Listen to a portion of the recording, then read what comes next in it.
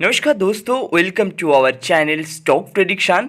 दोस्तों आज हम लोग बात करेंगे एक स्टॉक के बारे में, स्पेसिफाई एक स्टॉक के बारे में जिस स्टॉक के अंदर हम लोग स्विंग ट्रेड करके अच्छा खासा मुनाफा कमाया और आगे भी हम लोग कमाएंगे। ठीक है, नहीं ये 100% एक्यूरेसी के साथ तो मैं बोल नहीं पा रहा हूँ, लेकिन हाँ इस स्टॉक के अंदर उतना ज़्यादा पावर है जो स्विंग ट्रेडर को पैसा बना के दे सकता है। मैं लॉन्ग टर्म की अगर बात करूँ तो इस स्टॉक आपको प्रीफर नहीं कर रहा हूँ, क्योंकि लॉन्ग टर्म की अगर नज़र से स्टॉक को देखा जाए तो बहुत ही अगर प्रॉफिट दिया भी है तो मार्जिन बहुत ही कम है। इतना दिन तक हमारा पैसा को इन्वेस्ट करने का ऐसे ही स्टॉक नहीं है, लेकिन स्विंग ट्रेडर के लिए ये मस्ट वॉच करना है और आपको मस्ट देखना है। और लॉन्ग टर्म के लिए क्यों मैं नाकार हूँ, क्यों मैं इसको प्रेफर नहीं कर रहा हूँ, इसका भी रीज़न मैं बताने वाला हूँ। तो वीडियो को अंत तक देखना है, अंत तक देखेंगे तो आई होप आपको क्लियर हो जाएगा। दोस्तों वीडियो शुरू करने से पहले वीडियो को लाइक करना ना भूलिएगा, क्योंकि आपका लाइक से बहुत ज़्यादा मोटिवेशन क्रिएट होता है और भी ज़्यादा स्टॉक के एनालिसिस करने में, प्रेडिक्शन देने में हेल्प होता है। तो कृपया करके वो जो लाइक वाला बटन है ना उसको दबा के रखो, क्योंकि आपका एक ही लाइक से कितना मोटिवेट जनरेट होता है आप बिलीव नहीं कर पाएंगे। अगर कुछ ज़्यादा इन्फॉर्मेशन लेना चाहते हो तो ज्वाइन कर सकते हो हमारा मेंबरशिप, वो भी 59 रुपीज़ दे के। अगर आपने एफर्ट कर पाती तो बहुत बढ़िया चीज़ है, ले लीजिएगा मेंबरशिप। वहाँ पे आपको फ़ोन कॉल का भी बेनिफिट मिल जाता है। अगर आपने नहीं लेते, एफर्ट नहीं कर पाती तो कोई दिक्कत वाली बात नहीं है, आप सब्सक्राइब करके रखेंगे तो भी चलेगा। लेकिन जो आप लोग को जो न्यू विजिट कर रहे हैं उसको लिए मस्ट सब्सक्राइब और बेल आइकन को दबाना ना भूलिएगा। तो चलिए दोस्तों आज की टॉपिक पर हम लोग आ जाते हैं। फर्स्ट मैं न्यूज के साथ शुरुआत करना चाहूँगा, और न्यूज के साथ शुरुआत किसी लिए करता हूँ, हर एक स्टॉक की ट्रेडिंग सेशन के ऊपर उसका न्यूज करते इम्पैक्ट जो होता है वो बहुत ही ज़्यादा होता है। स्टॉक के अंदर वॉल्यूम क्रिएट कराने के लिए अगर न्यूज की दम ना हो तो वॉल्यूम वहाँ पे जितना ही है उतना ही रहेगा। अगर उसके अंदर न्यूज आता है तो वॉल्यूम हो जाता है हाई और स्टॉक के आ जाती है बम्पर तेज़ी या बम्पर मंदी। हमें एक न्यूज मिला है कोल इंडिया के लेके, आपको मैं सिंपल तरीके से बता देता हूँ। दिस क्राइसिस, आपको दिस पेंडेमिक सिचुएशन जो चल रहा है कोविड-19 के लेके, उस पेंडेमिक के अंदर भी कोल इंडिया 650 और 660 के आसपास आपको रेवेन्यू अर्न करते हुए लक्ष्य रखा है। ये एक अच्छा खासा न्यूज मान सकते हैं कोल इंडिया स्पेसिफाई दिस स्टॉक के लिए। अगर हमें इस न्यूज के दाम पे अगर ट्रेडिंग लेना हो तो बिल्कुल भी लेना नहीं है, क्योंकि ये है आपको प्रेडिक्टेबल कोई भी चीज़ में फिक्स नहीं होता है, तो तब तक हमें उस स्टॉक के बारे में सोचना नहीं है। हमारा स्ट्रेटजी जो था 126 के आसपास बाइंग करने के लिए, जो जो खरीदे हुए हैं उसके लिए एक ही चीज़ है, स्टॉक के अंदर बने रहिए, कुछ दिन तक बने रहिए, हमारा जितना टारगेट है वो अचीव कर सकता है।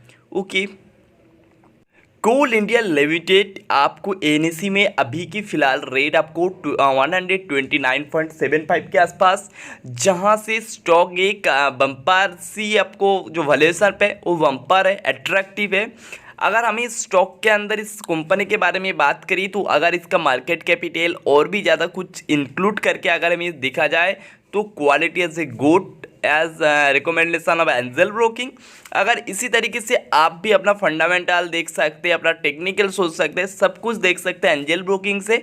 तो अकाउंट ओपन कराने के लिए आपको क्या करना है, मेरा लिंक से आप जाके अकाउंट इजीली ओपन करा सकते हैं, बिल्कुल फ्री है, आपको एक पैसे की ज़रूरत नहीं है। सिर्फ अपना Aadhaar card, PAN card, bank details दे के आप आसानी से यहाँ पे अकाउंट खोल सकते हैं। तो जाइए फटाक से जाइए आप ओपन करा लीजिए। अगर हम लोग वैल्यूएशन की बात करें तो वेरी अट्रैक्टिव, क्यों मैं बता रहा हूँ, स्टॉक के अंदर भारी गिरावट आई है अगले 1 साल 2 साल के अंदर, और उसके बाद इंक्लूड हो रहा है अपना कोविड-19 पेंडेमिक इशू। तो इसी वजह से स्टॉक की अभी का फ़िलहाल के भाव जो है वो वेरी अट्रैक्टिव है, लेकिन अट्रैक्टिव मतलब ये नहीं है हमें ढूस ढूस के खरीदना है।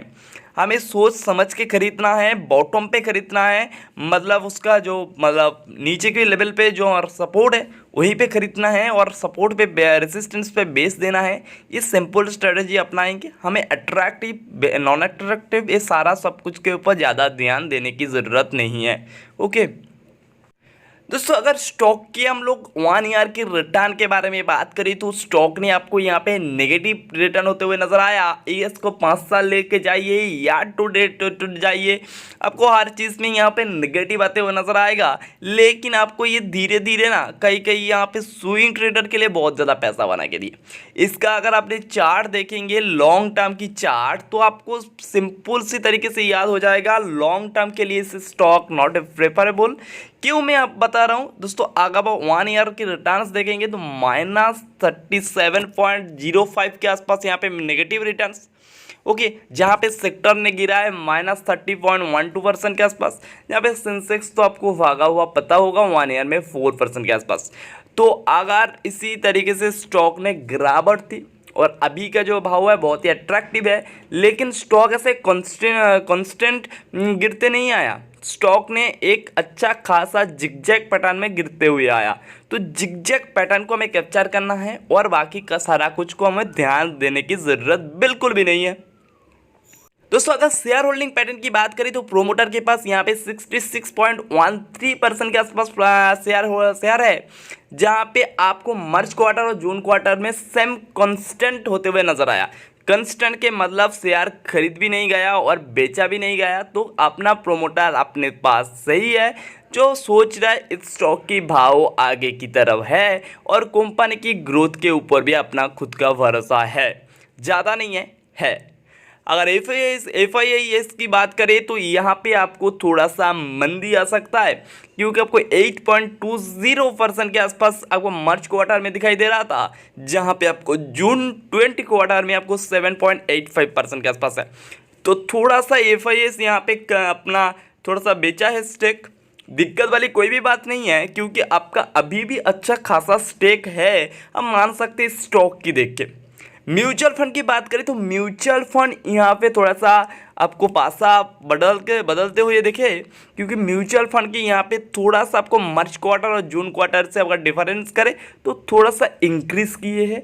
और म्यूचुअल फंड जहाँ पे इंक्रीज़ करता है, मैं सोचता हूँ स्टॉक के अंदर कुछ तो है। नहीं तो म्यूचुअल फंड जिसका मैनेजमेंट इतनी स्ट्रांग होती है, वो अपना खुद बहुत ज़्यादा एनालिसिस करते हैं, उसके बाद जाके अपना स्टॉक में पैसा डालते हैं। तो इसी वजह से म्यूचुअल फंड की यहाँ पे आपको इंक्रीज करना थोड़ा सा यहाँ पे आपको पॉजिटिव इंडिकेटर आता है, जहाँ पे इसी पॉजिटिव इंडिकेटर लेके अपना सारा पैसा डाल देना भी बिल्कुल सही नहीं होगा। इंश्योरेंस कंपनी के बारे में बात करें तो आपको थोड़ा सा आपको बेचा है, लेकिन कांस्टेंट मान सकते हैं, क्योंकि 11.92% के आसपास था, जो थोड़ा सा कम के 11.91% के हुआ। तो इसी दिक्कत वाली कोई भी बात नहीं है। आधा डीआईएस की बात करें तो आपको कांस्टेंट होते हुए नजर आया, लेकिन डीआईएस के यहाँ पे ज़्यादा होल्डिंग नहीं बन पा रहा है।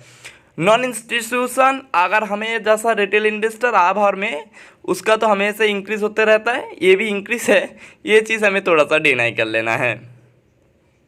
आप हमें सबसे पसंदीदा चीज़ मेरा जो सब्सक्राइबर्स के लिए है वो है कहाँ सपोर्ट बन रहा है, कहाँ रेसिस्टेंस बन रहा है। दोस्तों, ये भी मैं एंजल ब्रोकिंग से ही देखता हूँ। तो एंजल ब्रोकिंग में अकाउंट ओपन करना चाहते हैं तो लिंक इन डिस्क्रिप्शन, आप जाके ओपन करा सकते हैं। तो देखिए दोस्तों, अभी का जो आपका लिए रेसिस्टेंस बन रहा है वो बन रहा है 129.63, जहाँ से रेसिस्टेंस बन रहा है। ये रेसिस्टेंस को ब्रेकआउट कर सकता है, ऐसा कोई भी दिक्कत वाली बात नहीं लग रहा है मुझे। लेकिन आपको रेसिस्टेंस 2 में 130.82 के आसपास जो दिखाई दे रहा है, वो मेरे को थोड़ा सा लगता है टफ है। थोड़ा सा टफ क्यों है यहाँ पे? थोड़ा सा टफ मुझे को लगता है, अगर स्टॉक के अंदर ज़्यादा वॉल्यूम पीरियड ना हो तो इसको ब्रेकआउट करना थोड़ा सा आपको दिक्कत हो सकता है। लेकिन 131 के आसपास अगर जो है वो भी अच्छा खासा है। तो स्टॉक के लिए ओवरऑल हमें इस रेसिस्टेंस को अगर हमें छोड़ दे तो हमें क्या करना है, हमें स्टॉक के अंदर फोकस रखना है 132 के आसपास। जब इसके ऊपर क्लोजिंग दे दे तो स्टॉक के अंदर तेज़ी की उम्मीद हम लोग बहुत ही ज़्यादा कर सकते हैं। अभी की फ़िलहाल के लिए स्टॉक के अंदर उतना ज़्यादा तेज़ी के हम लोग सोच नहीं पाएंगे, क्योंकि आज का रेंज जो है वो थोड़ा सा आपको घटते हुए नज़र आया, मतलब बहुत ही बड़ा रेंज पे ट्रेड नहीं हो पाएगा। हर एक पॉइंट लेवल पे आपको यहाँ पर रेसिस्टेंस नज़र आ रहा है। स्टॉक के अंदर बहुत ही ज़्यादा न्यूज़ इफेक्ट हो जाएगा तो ये सारा आपको ब्रेकआउट करते हुए नज़र आ सकता है, लेकिन थोड़ा सा आपको यहाँ पे टाइम की इन्वेस्ट करना बहुत ही ज़रूरी है। अगर सपोर्ट के बारे में बात करें तो सपोर्ट भी बहुत ही पास है, जहाँ पे आपको इसी रेट पे ऊपरी लेवल पे अगर जो बाइंग की है उसके लिए कोई दिक्कत वाली बात नहीं लग रहा है, क्योंकि हर एक पॉइंट पे आपको सपोर्ट होते हुए नज़र आ रहा है, जैसे अच्छा खासा आप एक ट्रेड कर सकते हैं। फिलहाल इसी रेट पे आप फ्रेश बाइंग मत करिए, जो ऊपर पे लेवल पे नीचे पे लेवल पे खरीद लिए उसको लिए भी होल्ड करने का सलाह बन रहा है। और इस स्टॉक के लिए आपको 145 के आसपास 145 के आसपास तो टारगेट आपको बनता ही नज़र आ रहा है।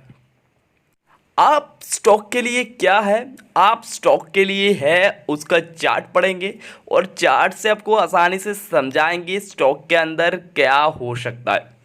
आप में वन डे की कैंडल लगा रखा हूँ, हर एक कैंडल आपको वन डे को रिप्रेजेंट कर रहा है। ये जो कैंडल ये 8 तारीख को रिप्रेजेंट की, ये 7 तारीख को की, 6 तारीख को की, ऐसे करके रिप्रेजेंट कर रहा है।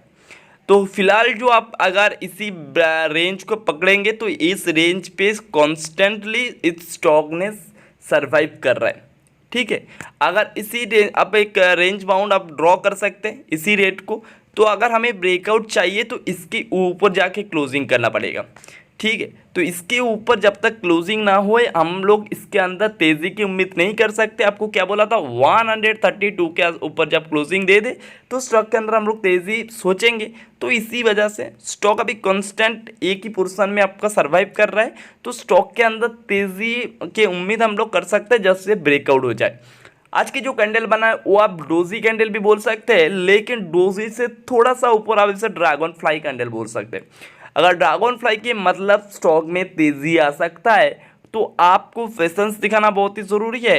आपको ये जो काले वाले 3 लाइन नज़र आ रहा है, ये 1 2 3 ये बॉलिंगर बैंड्स होता है। ये हर एक मूविंग एवरेज को आपको मूविंग एवरेज को आपको यहाँ पे नज़र आता है, ठीक है। तो आज की स्टॉक की अगर क्लोजिंग देखें तो उसके नीचे है, लेकिन अगर इसको ब्रेकआउट करके इसको ऊपर जाके ओपन क्लोजिंग दे दे तो स्टॉक के अंदर आराम से तेज़ी आएगा। ऐसा दिक्कत वाली तो कोई बात मुझे नहीं लग रहा है। अगर वॉल्यूम की बात करें तो वॉल्यूम भी कॉन्स्टेंटली एक ही तरीके से हो रहा है, जहाँ से आपको 8 अगस्त 2020 की थोड़ा सा बात करें तो वहाँ पे आपको थोड़ा सा आपको वॉल्यूम घटते हुए नज़र आया, ठीक है। मार्केट कॉन्स्टेंटली है, अगर वॉल्यूम ऐसे तरीके से हो रहा है तो वॉल्यूम से हमें कोई भी दिक्कत वाली ऐसा बात नहीं लग रहा है। अगर आपको लग रहा है तो कमेंट करके मस्ट भी बताना। अगर 46 के पास RSI अभी ट्रेड कर रहा है, जहाँ पे ओवरसोल्ड के आसपास ही है, लेकिन ओवर ब्रॉड के पास जाने के लिए अभी बहुत ही सफ़र तैयार करना है। इसी वजह से अभी की जो रेट फिलहाल रेट आपको कोई भी पैनिक करने का नहीं है। स्टॉक के अंदर पेशेंस दिखाना है, स्टॉक की आप जाने की जो चांसेस है वो ज़्यादा हो रहा है। MFI की बात करें तो 44 के आसपास है, जो नीचे आने की कोशिश कर रहा है, लेकिन अगर बात करें हमें इसे ओवरसोल्ड ओवरबॉट एक मिड जोन पे ट्रेड कर रहा है, तो इसी वजह से MFI भी हमें कोई भी दिक्कत पैदा नहीं कर रहा है। अगर आपको कर रहा है तो कमेंट करके मस्ट भी बताना। तो आज के लिए सिर्फ इतना ही। अगर आपको इस वीडियो पसंद आए तो वीडियो को लाइक करना ना भूलिएगा, चैनल को सब्सक्राइब करना ना भूलिएगा, टेलीग्राम पे मस्ट भी ज्वाइन हो जाओ, बहुत सारा अपडेट मिस कर रहे हो। आज के लिए सिर्फ इतना ही, टाटा बाय बाय।